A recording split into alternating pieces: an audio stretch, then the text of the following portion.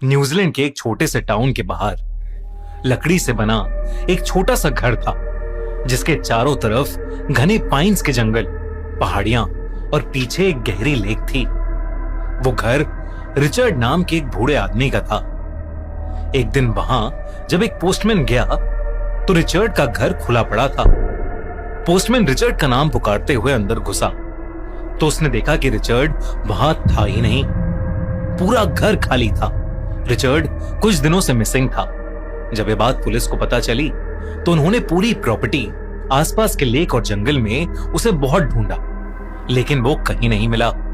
कुछ दिनों बाद रिचर्ड को डेड डिक्लेयर कर दिया गया और वो घर उसकी ग्रैंड डॉटर मिया के नाम हो गया। मिया 25 साल की थी और लॉस एंजलिस में रहती थी। ये खबर सुनते ही वो उस टाउन में आ गई। उसका प्लान बहुत सिंपल था, घर साफ करना, सारे डॉक्यूमेंट्स देखना और प्रॉपर्टी बेचकर वापस लौट जाना। पूरा दिन सफाई में निकल गया। सिर्फ गैरेज बाकी रह गया था। गैरेज के अंदर पुराने टूल्स, फिशिंग गियर, लकड़ी के क्रेट्स और लोहे की शेल्व्स रखी थीं। सबसे पिछली शेल्फ और दीवार के बीच एक काले कपड़े में लिपटा हुआ एक मोटा सा बंडल पड़ा था। मिया ने कपड़ा हटाया तो एक पुरानी सी बुक थी। उसका कवर बहुत अजीब था और वो अलग अलग चमड़े के टुकड़ों से बना हुआ था और उसके बीच में एक बहुत अजीब सा गोल सिंबल था, जिसके अंदर पेड़ की उलझी हुई रूट्स थीं और उसके बीच डरावना सा चेहरा बना था। मिया ने पहला पेज खोला। उस पर गहरे लाल रंग से अजीब से शब्द लिखे थे। हर लाइन के आसपास अलग सिंबल्स और ड्राइंग्स बनी थीं। कहीं उल्टे पेड़, कहीं धुंध से निकलते हुए लंबे मॉन्स्टर्स जिनके डरावने लंबे दांत वाले चेहरे थे, कहीं आंखों जैसे अजीब से सिंबल्स जो देखते ही लगता था कि वो कागज के अंदर से उसे देख रहे हों। तभी उसकी नजर वहां लिखे कुछ शब्दों पर पड़ी, जिन्हें देखते ही वो उन शब्दों को अपने आप पढ़ने लगी। आखिरी शब्द उसके होठों से निकलते ही उसे अपने दाएं हाथ की उंगलियों में एक तेज जलन महसूस हुई। उसने झटके से बुक बंद कर दी। शब्द उसके होठों से निकलते ही उसे अपने दाएं हाथ की उंगलियों में एक तेज जलन महसूस हुई। उसने झटके से बुक बंद कर दी। अचानक बाहर आसमान का रंग काला पड़ गया और जोरों की हवा चलने लगी। पाइन के पेड़ एक डायरेक्शन में झुक गए थे।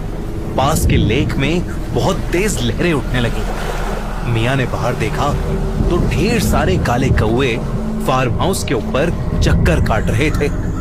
तभी मिया ने अपने हाथ को देखा। उसकी उंगलियों के बीच एक पतली सी काली लाइन उभर आई थी। वो जलने के निशान जैसी नहीं लग रही थी, बल्कि किसी पेड़ की जड़ों की तरह स्किन के नीचे फैलती हुई महसूस हो रही थी।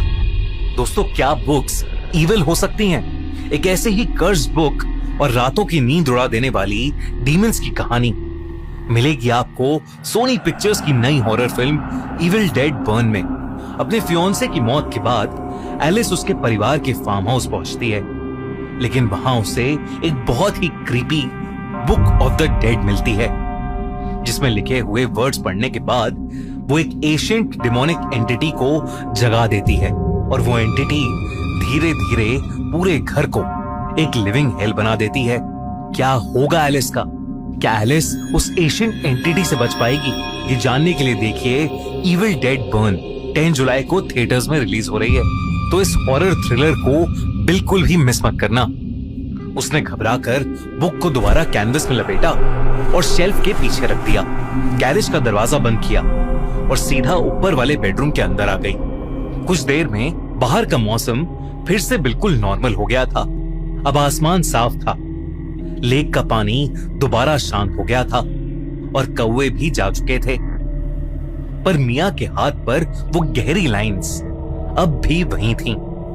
पूरा दिन काम करने के बाद उसके शरीर में बिल्कुल ताकत नहीं बची थी, तो वो कुछ देर के लिए घर में ही सो गई। पर कुछ ही देर में मिया की नींद एक जोर की चीख से टूटी। एक आदमी मदद के लिए चिल्ला रहा था। वो आवाज नीचे ड्राइंग रूम से आ रही थी।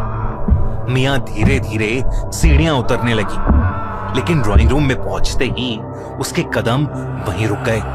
डाइनिंग टेबल पर वही पुरानी बुक रखी थी। और उसके पास उसके ग्रैंडफादर रिचर्ड बैठे थे और वो मदद के लिए चिल्ला रहे थे। उनका चेहरा बेहद दुबला पतला और कमजोर लग रहा था। कपड़ों पर गीली मिट्टी लगी हुई थी और आंखों के नीचे गहरे काले दाग थे। मियां अपने दादा को देखकर शॉक थी, लेकिन उससे भी ज्यादा हैरान वो उनकी बीमार हालत देखकर थी। मियां ने कांपते हुए रिचर्ड को शांत किया और उन्हें पानी पिलाया। रिचर्ड बार बार घर के हर एक कोने को देख रहा था, कभी खिड़की के बाहर तो कभी छत की तरफ। कुछ देर तक रिचर्ड कुछ बोल ही नहीं पाया। वो सिर्फ अपनी सांसें संभालता रहा। फिर उसने बताना शुरू किया कि कई साल पहले जब उसने ये घर खरीदा था तो उसे ये बुक एक शेल्फ के पीछे दबी हुई मिली थी, जिसे खोलते ही वो उसे पढ़ने लगा।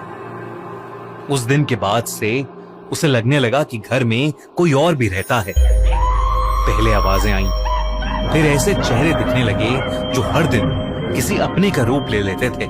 रिचर्ड ने बताया कि उस बुक में बहुत ही ईविल और खूंखार एशियंट एंटिटी की आत्मा है और उसी के डर की वजह से रिचर्ड घर छोड़कर चला गया था।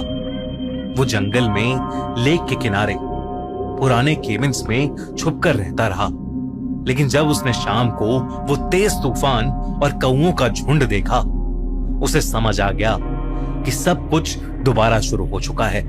इसलिए वो मियां को बचाने वापस आया। रिचर्ड की बात खत्म भी नहीं हुई थी कि रिचर्ड की नजर सीधा किचन की खिड़की के बाहर गई। जब मियां ने वहां देखा तो उसे ऐसा लगा कि जैसे जंगल के अंधेरे में खड़ी कोई लड़की उसे देख रही है। उसका पूरा चेहरा जला हुआ था। उसे देखते ही मियां की रूह कांप गई और तभी अचानक रिचर्ड का चेहरा अपने आप बदलने लगा। उसकी गर्दन की नसें उभर आईं और काली पड़ने लगी। उसकी आंखें एकदम सफेद हो गईं और वो बहुत गुस्से में आ गया, जैसे किसी आत्मा ने उसे पोजेस कर लिया हो। डाइनिंग टेबल पर रखी वही बुक अपने आप खुल चुकी थी। किसी हवा के बिना उस बुक के पेजेस अपने आप पलट रहे थे। हर नया पेज खुलते ही लकड़ी की दीवारों पर वैसे ही गोल निशान आने लगे जैसे मियां ने पहली बार उसके कवर पर देखे थे। तभी फायरप्लेस के अंदर बुझी राख अपने आप जलने लगी। मियां ने बुक बंद करने की कोशिश की, पर जैसे ही उसने बुक का कवर पकड़ा, उसके हाथ की नसें जलने लगी। जलन इतनी तेज थी कि उसे लगा कि जैसे उसकी हथेली के अंदर अंगारे भर दिए गए हों। धीरे धीरे उसके हाथ पर भी वही काले सिंबल्स बनने लगे। वही रिचर्ड ने टेबल पर पड़ा कैंडल स्टैंड उठा लिया। पिघला हुआ मोम रिचर्ड के हाथों पर बहकर गिरने लगा, लेकिन रिचर्ड ने ना हाथ हटाया, ना दर्द से कोई आवाज निकाली। वो बस गुस्से में उस जलते हुए कैंडल स्टैंड को लेकर मियां की तरफ बढ़ने लगा, जैसे वो उसे उस स्टैंड से मारने वाला हो। बाहर आसमान फिर से काला हो गया और ढेर सारे कौओं का झुंड आसपास घूमने लगा। मियां ने कैंडल स्टैंड से बचते हुए रिचर्ड को धक्का दिया तो रिचर्ड दीवार से टकरा गया और उस कैंडल स्टैंड से घर के कर्टेन्स ने आग पकड़ ली। एकदम से पूरा का पूरा घर जलने लगा। रिचर्ड भी उस आग में झुलस गया। मियां किचन की खिड़की से बाहर जंगल में निकलने की कोशिश कर रही थी, जहां वो जली हुई लड़की खड़ी थी, लेकिन खिड़की खोलते हुए उसने देखा वो लड़की कोई और नहीं, खुद मियां है। और तभी आग की लपटों ने मियां को भी घेर लिया। कुछ देर बाद फायर ब्रिगेड तो वहां आई, लेकिन तब तक बहुत देर हो चुकी थी। जब पुलिस वहां पहुंची तो उन्हें रिचर्ड और मियां की जली हुई बॉडीज मिली, जिन्हें देखकर वो शॉक थे। पूरा घर जल के राख हो गया था, पर वो बुक ऑफ द डेड अभी भी टेबल पर पड़ी, एकदम सही सलामत।